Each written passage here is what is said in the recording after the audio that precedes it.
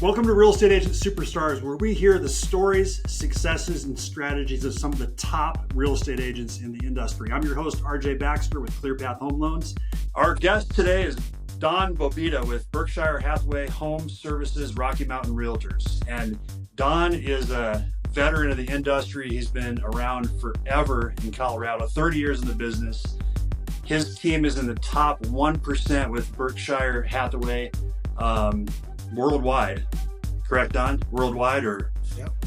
And he was the founder years ago of Berkshire Hathaway Preferred, and now is the principal broker of the Rocky Mountain Realtors group of Berkshire Hathaway Home Services. So we are really excited to have Don on the show today. Thanks for being here, Don. You're welcome, RJ. My pleasure. So tell us a little bit more about yourself. I mean, we know Don now, but take us back 30 years. How did you get involved in this business, and what did you do before? Before. So 30 years ago, I wanted a job I couldn't be fired from. So Yeah. I was developing dealerships for John Elway, and others, and literally I built them up to a point to where they said, "Hey, we gotta cut here and there and everywhere," and so I took on another company and built it up, and then I thought, you know, what am I doing? I have an architecture background. I have my business background. I need to get into a business like real estate that I can use all my tools of sales and knowing how to build houses and how they should be built, and then take my business degree and all that stuff we learned at CU Boulder and CU Denver and put it to good use. And so I started with Prudential Real Estate and Cherry Creek in Denver, and that was 1994. And by 2001, I had the Castle Pines office, which I opened with a fellow named Richard Burst. Great guy, still a legend in Denver real estate. He was my mentor, if you will. And then within, I guess it was about 2014, we opened the Berkshire Hathaway. Prudential transition to Berkshire Hathaway is what it was. Okay. And so yeah, so through that transition, then I had bought out Dick Burst as my partner, and so Berkshire Hathaway Preferred Real Estate was founded, and so did all the other Berkshire Hathaways. There's a number of Berkshire Hathaway franchises in the mountains and down here, and we combined a number of those this last year, and now they're Berkshire Hathaway Home Services Rocky Mountain Realtors. And I'm one of 5 owners of this mega company, if you will, that has 11 offices serving the Front Range. Okay. That's where we're at now. Okay. Wow, that's quite an evolution. So when you were Berkshire Hathaway Preferred, was that just Castle Pines? Yes. Well, we also had an office in Denver on Old South Pearl Street, which during COVID we closed that, and we were, a lot of things tightened up during COVID days. A lot of people don't realize. I've had people tell me, "Oh man, I don't know if I was better off 4 years ago," and they're saying that now, and I'm like, "Well, 4 years ago we were in the midst of COVID, and Yeah, right. so to say it's a good old COVID days, 1.2 million people dying in the U.S. and I mean, yeah, we did have a lot of cash buyers. We had more cash buyers in 2000, 2001 than we ever had, which wasn't good for your business, being a mortgage guy. Right. But, it was good for real estate. People had just inherited so much money. I mean, I talked to the state lawyers, over $1 trillion in 2 years was pumped into the real estate and other parts of the United States because of all the cash from all the estates. Mm-hmm. A lot of people don't pick up on that connection, but it's there. So I don't look. I mean, yeah, it was crazy writing 5, 6 offers, to get somebody a house. Those weren't great days. I mean, might have been if you're a seller, and you're Right. realizing the money. Yeah. I mean, well, Anyway, if you were only writing 5 or 6 offers back then, you were doing pretty well. if I Because was what? Oh, yeah, there was people writing a lot more than that. yeah. Well, you got to know how to write them. That's true. That is true. You got to talk to the other realtor and make Yep. sure you take the seller's interest in what motivates them. But I didn't write much more than 5 or 6. I usually got done with 1 or 2. Still the same way. Uh, But I talked to the other realtors. yeah. I always want to do that rather than just shoot off offers. Sure. Sure. Are there particular things you try to say to the other agent when you submit that offer? Or things you try Say to or cover? ask. I try to ask. Oh, good point. Just what's important to the seller. And find out. It's a win. It's got to be. It should be a win-win situation. And yeah, so I always try to find out timeline. What are the terms? I mean, it got really silly there for a while. Oh no, I Mm, never did no inspection.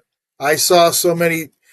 If I lost out to a deal, it was because somebody put in no inspection. mm, I mean, I did do some with no appraisal, but I mm. always put in an inspection. I wasn't. Yeah, I that's wasn't one of smart. those. Yeah, because those are the realtors that ended up, or real estate agents, depending on who they were, that ended up, 2 years later, there's buyer's remorse from their clients Hmm. because they're finding out all this stuff, and it's like, yeah, well, my realtor didn't protect me, or my Yeah, real yeah, estate agent. It's like, well, you didn't want to be, you know. yeah, yeah. It's like, wow, that would have come up on an inspection. Yeah, That's yeah. interesting. I guess that's one thing where I can't keep my mouth shut sometimes when I'm looking at a property. I will tell people all the things that are wrong with it. Yeah, If I see what's wrong with it, and they're like, "Are you talking us out of this?" I'm like, "Well, maybe." Um, yeah, and I've done that, and that's okay. sure. I'd rather have a happy client than a remorseful one. Yeah, yeah, absolutely. Well, that's probably why you've been so successful over the years, or one of the reasons. I mean, people appreciate that honesty, I think. I think they do. They tell me later they do. Yeah, Yeah, yeah, yeah. right. Later. You know. No, and then they come back and they buy. They buy again, or Yeah, yeah, but I get a lot of referrals. I'm blessed with a lot of referrals, and that's yeah. that's why because I'm straight with Re- them as much as I know. Because that's why we have inspectors. You got to have inspectors, great inspectors. Sure, sure. Makes a Uh, difference. so, did you see yourself as an office owner and a franchise owner early on, or at first did you think you'd just be an individual agent? I well when I got into the business, I took back then you were either a broker associate or a sales associate 30 years ago, Mm-hmm. and I did the broker version, and then I went for employing broker. Then I also I took the appraisal test because I wanted Mm-hmm. to know what appraisers were going to ask. So I took a lot of time and just went into all these different um, trainings, if you will, to help me. And my 5 year plan was yes, I was going to have my own office, and it was going to be in Mm-hmm. Castle Pines. Okay, And okay, I did have some goals in mind that, um, and back then, and I was a realtor. That meant a lot to me to be a realtor, not just a real estate agent, because of mm-hmm. the, we had our values as far as being a realtor, a code of ethics too, as you will. And Sure. and that meant a lot. So I became a local president of the Colorado Douglas Elbert Realtor Association at the Okay. time, which is now Denver, which is now part of the Denver Realtor Association. But Mm-hmm. giving back to my trade association meant a lot. And always, whenever I give, I get back. You know, I remember being on the housing authority, Inglewood Housing Authority, and I was the chair on that. And we developed the Douglas County Housing Authority, and we helped out Arapahoe Housing Authority. And once again, I didn't get paid for that, but I learned a lot about what's important to seniors and what's important to people. Um, and once again, when you give, you get back, right? Kind of like what we're doing right now. You Yeah, know, totally, totally. don't get anything for this. RJ's Yeah, just interviewing, and who knows? If I can help somebody, that's great.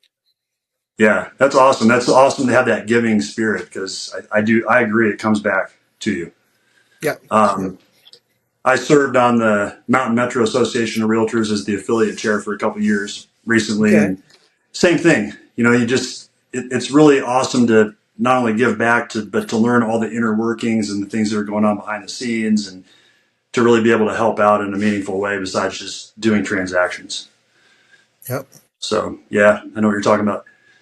So what kinds of things do you see in the business now that are similar to 1994? Similar to 1991. Not much. Uh, you know, um, really. I mean, back then we had a book. We were just switching to a thing called MetroScan where you got three pictures instead of one. Um, Wow. and we had to beg the office manager to get that because that was high tech. Um, um, things that are different. Nobody's in the office. Back in 1994, everybody came in the office. I remember going to the office to pick other agents' brains, and I would bring in like uh, muffins or coffee rolls or whatever. They didn't have a desk for me. I went from running a multi-million-dollar operation to where they didn't have a desk for me at the office in Cherry Creek. So I sat on the lunch Wow. counter. I sat on the lunch counter, and the manager looked at me. And she goes, "Are you okay with this?" And I'm like, "Yeah, I'll get to meet everybody." So I brought muffins and stuff, and I would ask questions of all these Yeah. these seasoned agents that I worked with, and and I got to where I begged them to let me do open houses, please, and I still do open houses because my first open house I sold a property. So Wow. uh, I just thought that's what you did. I didn't know any Yeah. better. Um, and it's still a great way to just open up an office in the middle of a neighborhood by having an open house and meet people that you can help. You know, uh, and that's what we're here for, is to help people with home ownership. And so I mean, it's funny. Whenever I did seminars, like I'd get these seminars at University of Denver or Bell Bonfils, where I'd go to the lunchroom. I'd drag a mortgage guy with me, and everybody wanted to talk to the mortgage guy. Nobody wanted to talk to the realtor. It's like, because you had the money.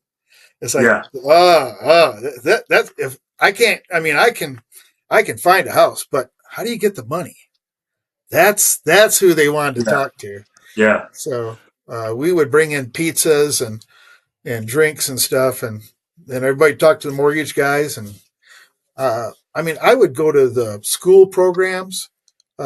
I remember going around to the different Denver schools and Jefferson County schools, trying to drum up business. And I would go to their meetings and bring the food, so that I could have sponsorship for 5 minutes, you know, Yeah. and it's step by step by step. It's just trying to help people, and Yeah. here we are, I 30 mean, years later. those kinds of things still translate to today. Open houses and networking, and I mean, it's the basics. Oh, well, see, and that's the thing with this new with the new buyer's agency, where you have to sign everybody up on every single time you're going to show them a property. And hmm we are getting so many uh, people, the customers or clients or the consumers, are contacting the listing agents directly now. Okay, more so than at any time. And it's because everybody on TV or newspaper, or whatever, has been telling them, you want a deal, just go to the listing agent and you don't have to have a buyer's agent. Well, there's a reason we got buyer's agents, guys. 1994 was also the year that started buyer's agency, the year I came in. Oh, That was the no first year kidding. of buyer's agency, and the state of Colorado was the first state in the country to have buyer's agency.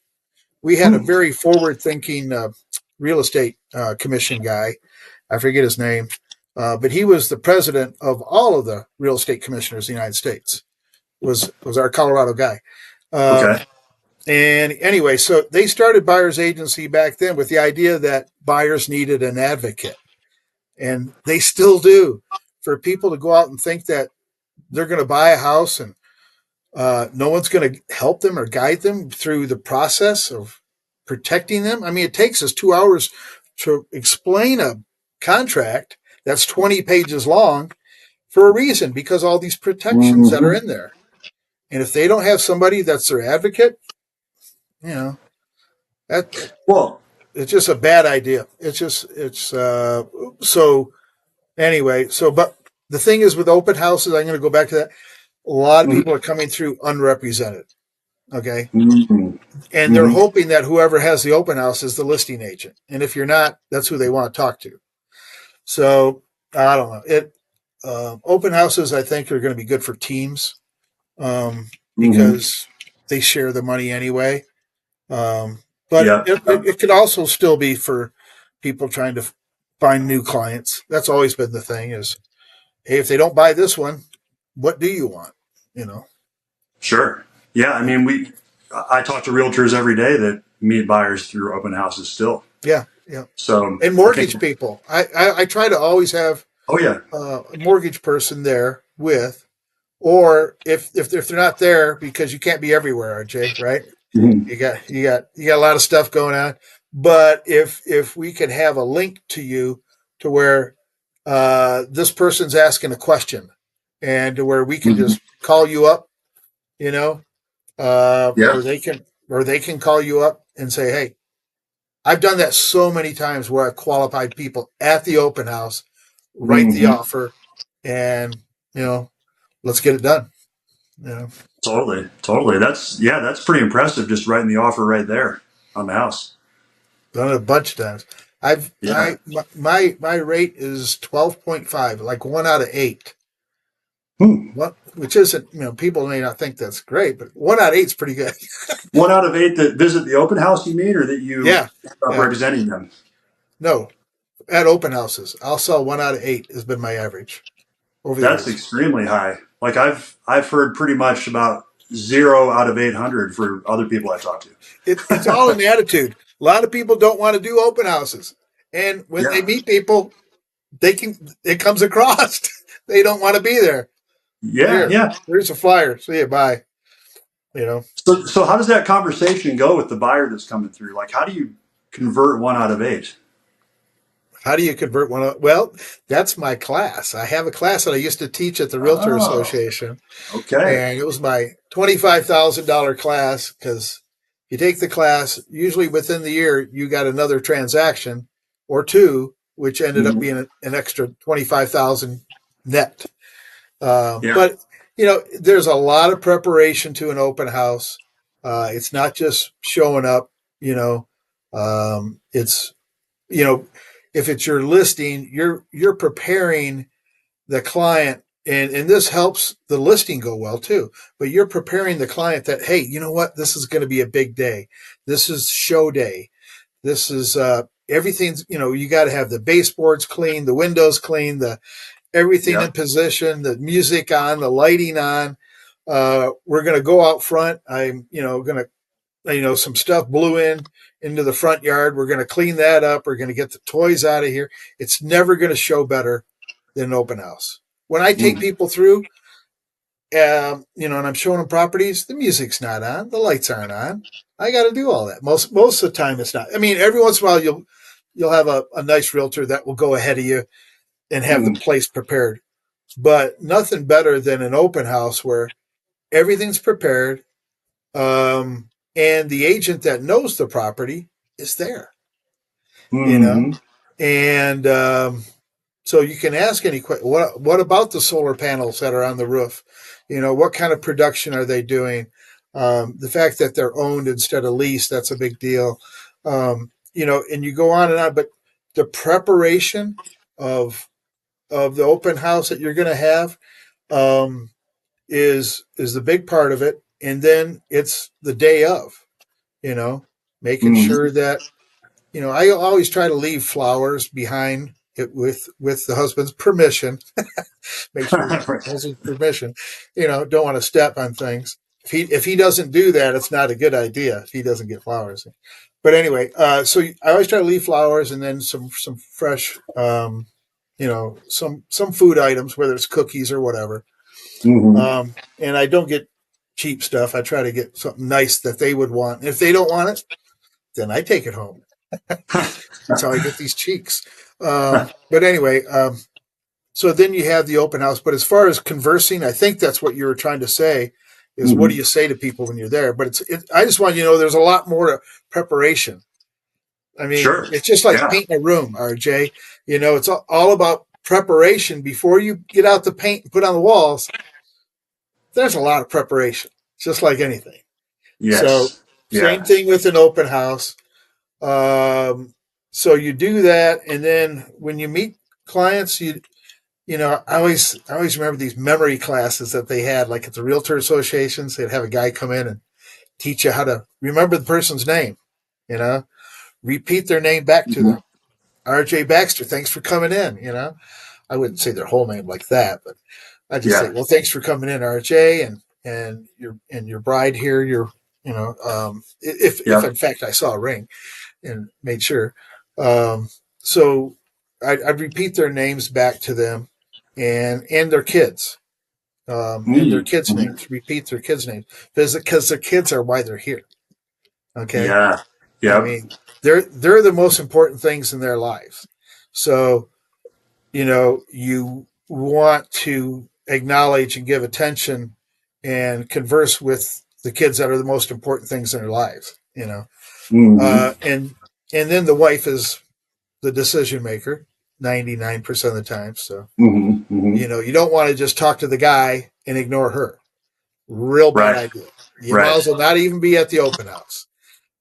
So you got to be respectful without going overboard one way or the other with one person, because then they could get the wrong signal or wrong idea about Mm-hmm. you know what you're doing. Anyway, so then you find out, and I try to make notes. If I try to touch base if there's more than one party in the house. There's two or three or four. I'll go write their names down real quick. So I try to keep track of yellow dress, this that and the other thing, so it helps me remember, because there's nothing people like better than their hearing their name. Um, Yep. and so if you can repeat that back to them, or if you remember their kids' names, then you're doing something really right. That's extra points. Yeah. That's helpful. Though, and they're the ones sticking around because they knew if you took the time to remember their names, they're Mm-hmm. gonna they're gonna acknowledge you and say, you know what? A lot of people, clients, will go to open houses because they're interviewing for who they want to represent them, or they're interviewing to see if this is a realtor that they like. And they will do that with the mortgage person too. Because a lot of times, if I'm busy with two or three people or something, the mortgage person that's there with me will pick up on whoever's there and have a conversation while the people are maybe waiting for me to come back. But I had to go acknowledge the new people that just came in. Right. And so it's kind of a team effort. And so, anyway, um, so that's part of why you'd have an open house. Uh, Okay. Okay. you know, So I'm wondering, and I'm sure people listening are wondering, do you still teach this class? Can we get this class somewhere? uh, only to my agents. Oh, There's there my you go. there's So my plug. call, yeah. So call Don. He's looking Yeah, for agents. that's right. We are always hiring great agents, and there's a lot of great people out there. So There is. That's for uh, sure. Warren Buffett has a he's got a quote over here that says something about you can take 20, 30 years to build up a reputation, and in 5 minutes you can lose that. No doubt about it. Just be careful, and that's I remember as a managing broker. That was one of the things they always told us at the Realtor Association is keep your people out of trouble, you know. Mm-hmm. Mm-hmm. And I think realtors right now are more fearful of that than ever with this compensation thing. And, we just feel like lawyers are lurking around every corner waiting for us to screw up. Right, Uh, right. so we've gone Yeah. through a lot of training, a lot of classes, um, and it's a really good company that we have that puts our agents our clients basically. Um, I mean, that's how we look at it. If they do better, we do better. So Mm-hmm. Mm-hmm. Well, I constantly hear good things about Berkshire Hathaway. So, yeah, I know it's a great company. Something unique to you, though, that I wanted to talk about and make sure to cover was that that I think is really interesting is that you've developed a side business, a property management business that's been really good for your real estate business. So, tell me about that. When did that idea come to your mind, or when did you start that? I was actually with Dick Burst, or his name, well, Richard Burst. Dick Burst is his nickname. Anyway, so he always had when I started out, he always had 50 to 70 property rentals, which is kind of where I'm at now. But he'd built those up, and I saw how whenever there were slow times or bad times, you always had steady income coming in. And not every company allows their agents to do property management. I don't think Coldwell Banker does, or Sotheby's, or I don't know if Oh. Keller Williams does. A lot of them don't allow it because they don't want their agents getting in trouble, and they think Mm-hmm. you introduced it as a side business, but it's really a part of our business. Mm-hmm. Uh, Mm-hmm. that um, that we do, and part of it, ours got kicked off personally. I mean, I saw Dick doing it with his property man, but we do a lot of relocation at Berkshire Hathaway, and so our corporate clients and our government clients, a lot of times they didn't want to sell their houses, so they would say, "Hey, can Oh. you just rent this for 2 3 years?" Um, and so we started doing that, and Mm-hmm. then we found out that, hey, there's other people that wanted to be investors, but they didn't want to do the property management. And so we had some pretty high bars, if you will, of how to do property management from Mm-hmm. these corporate clients. And Mm-hmm. so that's how we developed all the guidelines and forms and checklist and everything like that we have for all of our properties. Um, and you know, uh, I don't advertise. I don't advertise because still I don't want it to get too big because I don't want that to be Right. our main focus is helping people buy and sell houses. But Mm-hmm. I will tell you, like this year, 2024, we've had another 6 or 8 properties that we've sold just on our team that are people that wanted to cash out. They're um, Mm-hmm. Mm-hmm. they had seen their equity grow and such. And then we always have tenants that want to buy. Mm-hmm. So going back to my housing commission days, I put in a thing into all of our lease contracts that a tenant can get out at any time out of their lease contracts if they buy a house. Right. You know, I mean they can get out at the end of the lease, but if they want to buy a place, and I don't care whether they buy from me or not.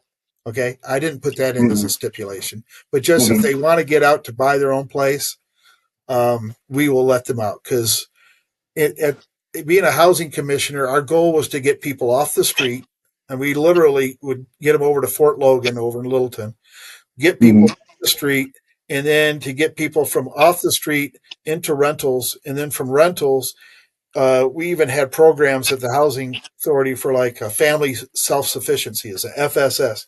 And it was to teach people how to budget and how to Oh. save money. And then if they went through the program in 3 to 5 years, we would help them with some seed money to buy their first home.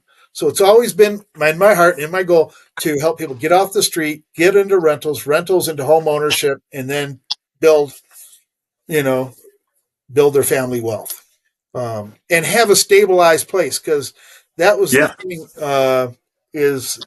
is somebody that owns property is a much more stable, um, family than someone who rents or is moving around all the time.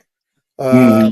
and so Hmm. it's better for the schools, it's better for the community, it's better for the for the people and their family. Sure. So it always circles back to that. I'll be quite honest, all this time. Yeah. Yeah.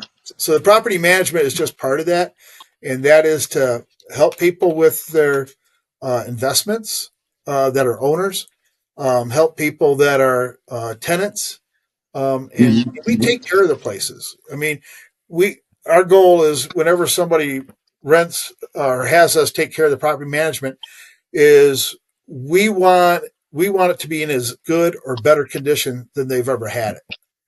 Okay. And by doing that, we get to use all of our contractors.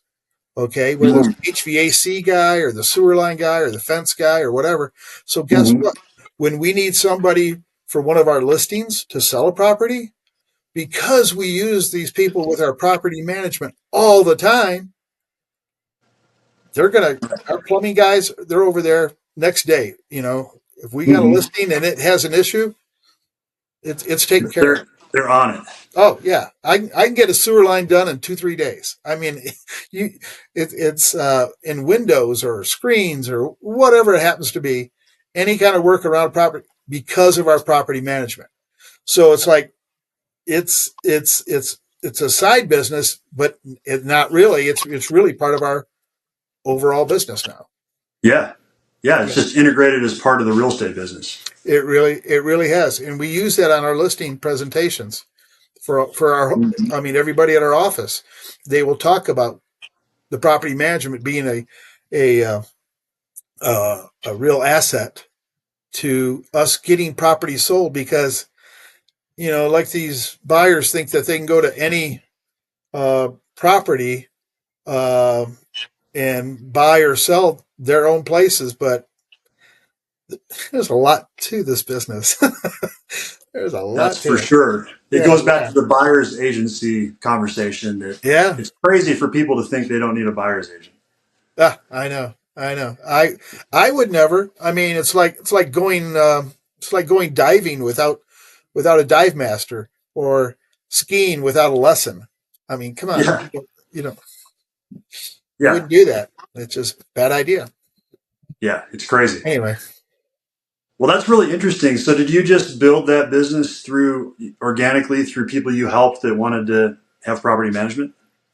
yes, Okay. yep, yeah. Well, I should. It's not like I did it. Okay, so one of my past,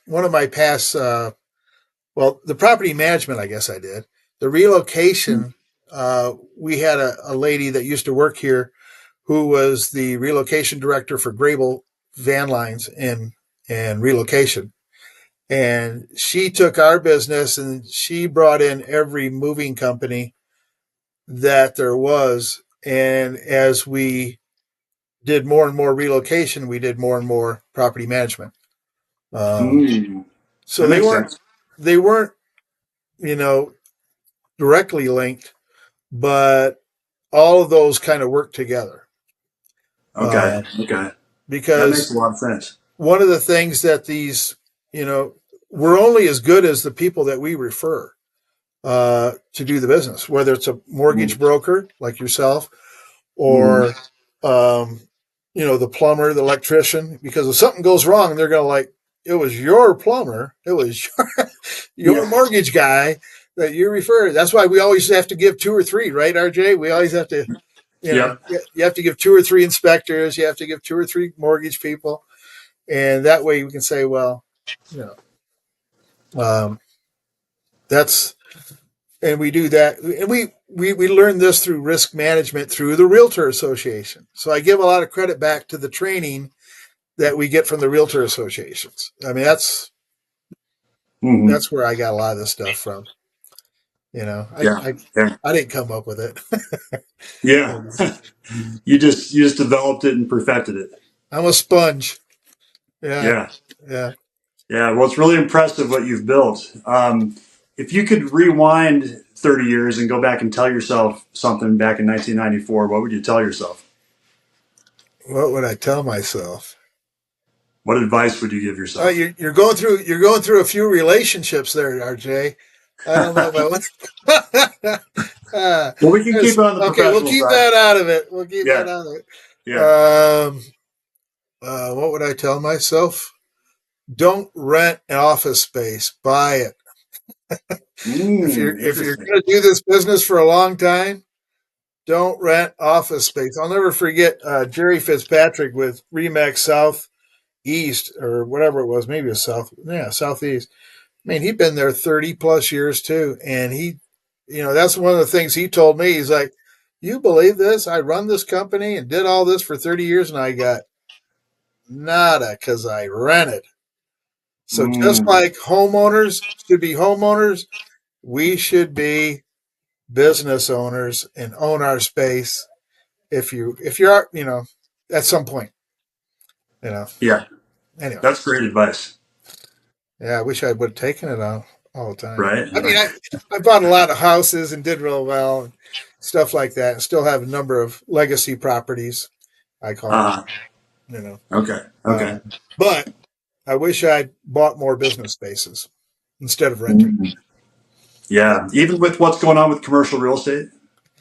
Oh, that's true too. Of Yeah, yeah. course, you Well, couldn't have seen that 30 years ago coming. no, no. You asked me if I went back. Yeah. That would have True. been the Yeah. thing. But there's a lot of people that at least you'd own it. I mean, after Yeah. 30 years, you would have owned it. Other than That's that, true. um, other than that, no. Just I think the people that I've treated right and they come back. I just had lunch with a wonderful lady that her and her fiance just took me to lunch over here, and I had bought and sold 4 properties with her. I think, yeah, and we just were catching up, and she was checking up on one of my crazier property management gigs is a castle and a villa that I have on the south of France, right by Cannes, France. Mm. Oh That wow. I I do the property management for them now, and I Huh. bring contractors from Denver area to uh, to this area right beside Cannes, France, right on the Mediterranean's beautiful place. Hmm. But that is just like helping out at a fundraiser for Denver Historical Society. Mm-hmm. I They had like 2 nights in Steamboat, 3 nights in Crested Butte, or a week on the French Riviera in this castle. I said, yeah, I could try for that, and I got it. And I went there, and I probably did something that most realtors can relate to because wherever we go as realtors, when we go to a hotel or we go to an Airbnb or Verbo or if you go someplace, okay, you can't help yourself from doing an inspection on it. Right. Right. So like usually wherever I stay someplace, I have a list for the front desk and say, hey, you need to fix this, this, and this because we can't help ourselves as realtors. Well, I did the same thing at this castle where I stayed for a week and I said, hey, Mm-hmm. I know it's old, it's from the 15th century, but come on, it needs this and this and this. And they're like, well, will you come back? We'll pay for all your expenses and will you bring Mm. some people back? And and we'll pay for them too. And I said, that sounds like fun. So I've been doing this for like 2, 3 years now, where we go back twice a year and I bring contractors from Denver who just love going back and Yeah. working on the castle. We're right there in the Mediterranean. I'm sure. We go boat Yeah. out on the out on the bay, and Yeah. it's a different lifestyle. I don't know French, but I'm going to learn. I'm learning. Yeah. Yeah. That sounds Anyway, awesome. It's been Yeah. a lot of fun. Yeah. So Very you cool. never know where this business is going to take you. You know. That's for sure. Yeah. Yeah. So what advice would you give to someone starting off right now? Starting out right now, Yeah. you got to love what you do. So whether it's cutting hair or tending bar or selling real estate, you gotta love what you do, or doing mortgage loans. But you should focus. Don't try to do everything. Mm. And it's just like showing houses. Kind of what I was saying earlier about painting. When you're with a client showing the house, that's the end of 90% of the preparation. That's the end of, I mean, and it's not the end because you're just showing houses and you still got to, you still got to put it under contract and it's not done there. I always tell people I got to sell your house 5 times to sell it once. I got to sell it Mm. with the internet, the pictures. Okay, getting people to call their realtor. Then I got the buyer's agent has a realtor. Then we have the inspection. That's number 3. If you make it through there, that's where a lot of them are dying right now. Is inspection, Yeah. because Yeah. the agent on the other side hasn't prepared the property. But that's Hmm. where if you have a really good contractor list, you can save that deal by getting all the bids and getting the work done and getting it done. Anyway, the fourth one is what you deal with all the time, RJ, is the appraisal. Yep. And then the other thing, number 5, don't forget the underwriter.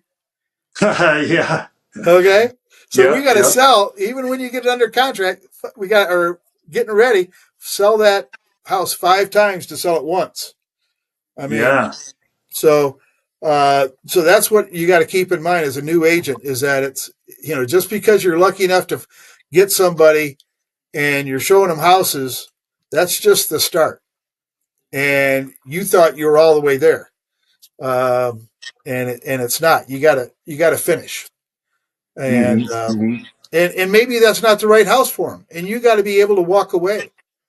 I remember Yeah. seeing agents when I first got in the business back in 94, 95, and they were so upset because the deal wasn't going to go through. And they're like, yeah, I don't know what I'm going to do. I said, what do you mean? And they had counted on that for their mortgage. And I went, ooh, I never want to be Mm. in that position. I never want to compromise my clients, um, you know, best interest because I needed the money. So I've always thought about, Right. I have to walk away from any transaction.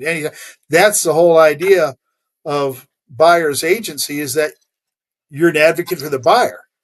Before then, it was called sub agency. And that's what a lot of these other states still had. And that's why they were still getting in trouble. They had dual agency in Missouri where they got in trouble, where you can, in Michigan, they still had dual agency where they worked for the seller, and they Hmm. didn't understand buyer's agency. These other states have a real problem with buyer's agency. They don't get it, but you know what? They will now. Um, They're gonna have to. yep, they're going to have to Yep. now. Yep. But anyway, that's so somebody new. You got to have the passion for whatever you do. And if it's real estate, then God bless you. Just know that the client's interest is what you're 100% looking out for. If you do the right thing, then it'll come back to you. You know, Yep. well, Totally. Totally. yeah, and And that's you know what I love about talking to you, Don, is there's not uh, one time during this conversation where social media has come up or oh those no, kinds of things. It's just uh, all the on the ground basic stuff that every agent should be doing. I love it. yeah, I'm not the guy for Facebook. I'm not on Facebook. Be quite honest. I mean, I catch up Yeah. with family pictures and get-togethers, but there's other people I know they're doing an incredible job with that. God bless them. Yep. Yep. Um, Totally. I don't do that.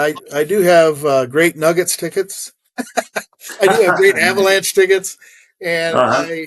I often will give a pair uh, to a client, or if it's just an individual, I'll take them to a game, and they appreciate stuff like that. They appreciate going to Home Depot, and I'll help them with my contract, not just turn them over, but I'll help them for a few hours, or just kind of give them another overview with their place.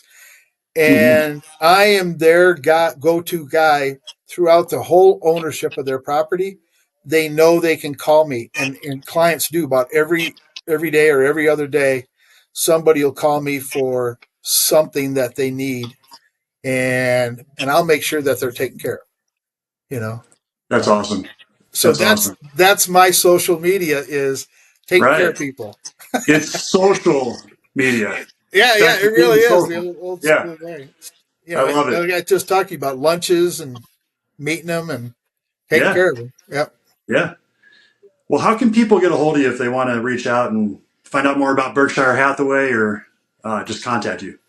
Well, there's Don Bobeda. There's only one, Bobeda, and it's my phone number is my cell number. You can have 303-332-6849, and yeah, just call or text me. That's really the best way because I answer that all the time. Where you can email me at Don Bobeda at BHHS. I don't know if is that on the sign. Oh, it's Bobeda team. Uh, Don Bobeda at BHHSRMR.com. Okay. That's Okay. Berkshire Hathaway Home Services, Rocky Mountain Realtors initials. Okay. Yeah. Awesome. Yeah. Well, you definitely are the one and the only Don Bobita, and I really appreciate spending some time with you. Thanks, Um, I, RJ. Same here. I I know you're super busy, and if you enjoyed this episode, please subscribe and share it to your friends so they can learn from Don's wisdom as well. We appreciate you watching, and thanks again, Don. You're welcome. Thank you, RJ. Thank you so much for tuning in for today's episode. If you enjoyed the show, please share it with your friends in the industry. That's how the word gets out about real estate agent superstars. And be sure to subscribe to the show on your favorite platform. Once again, my name is RJ Baxter. Thank you so much for tuning in, and I wish you continued success. Have a great day.